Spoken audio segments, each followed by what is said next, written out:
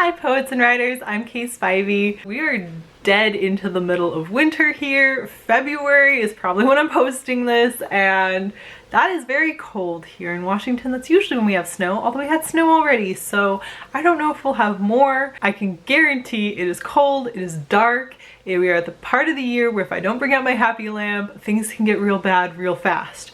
So I thought today I would liven up the mood by doing the seasonal poetry tag. Now, I started this tag back in autumn.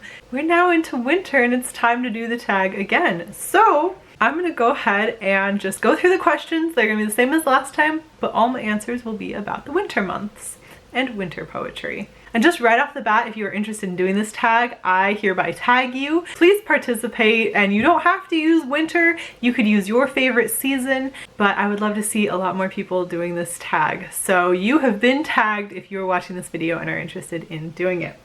All right, seasonal poetry tag. Number 1, what is your favorite element particular to the season that you like to use as a metaphor?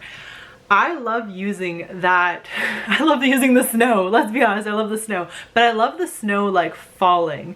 And you know, when I lived up in the mountains, I used to live in Flagstaff, where it was all ponderosa pines. And there is a moment when the first snowfall covers all of the pine needles. Like all of the pine needles are like clung with snow, and there's fresh snow on the ground before anyone's gone out. That's my favorite thing. And I love when the windows frost over and you get like it almost looks like crystals across the windows. I love those elements. I love all of those like snowflakes and crystals and fresh snow elements so much. What is the most cliche or overused thing about this season? Probably the snow. Probably that, or the staying cozy inside is also probably quite overused by poets. The idea of being inside and looking outside, or using the snow and the cold as like a really sad thing, are really overused.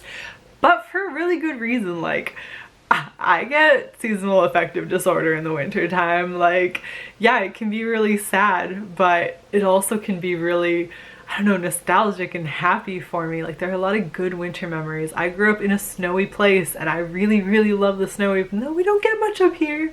I always miss it. What is a feeling you like to explore in poetry during this season? I love exploring the nostalgia aspect. I love reminiscing about happy things or about adventures in the snow. I love thinking about the snow falling and thinking about that, like all the nights when I would sit and watch the first snow. I love thinking about when I was young and we would go and ice skate on the lake during the full moon. Like, I love all of the nostalgia aspects that come with winter.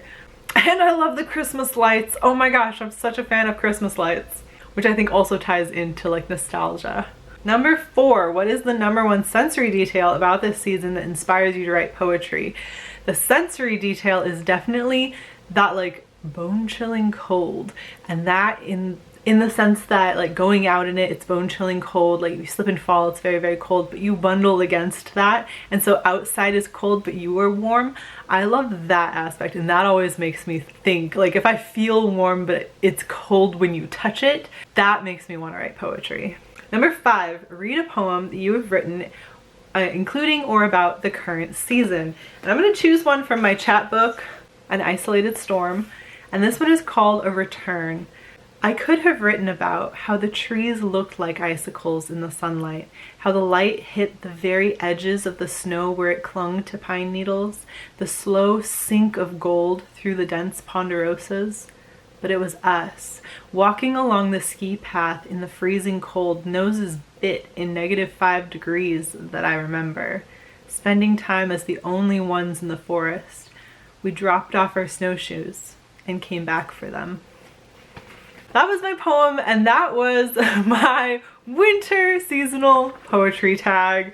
Short and sweet one, but I really enjoy the winter months. Hopefully you enjoyed, and hopefully you will also do the tag and tag some other poets on YouTube, because I know we are a growing community and I would love to see some other people doing this tag.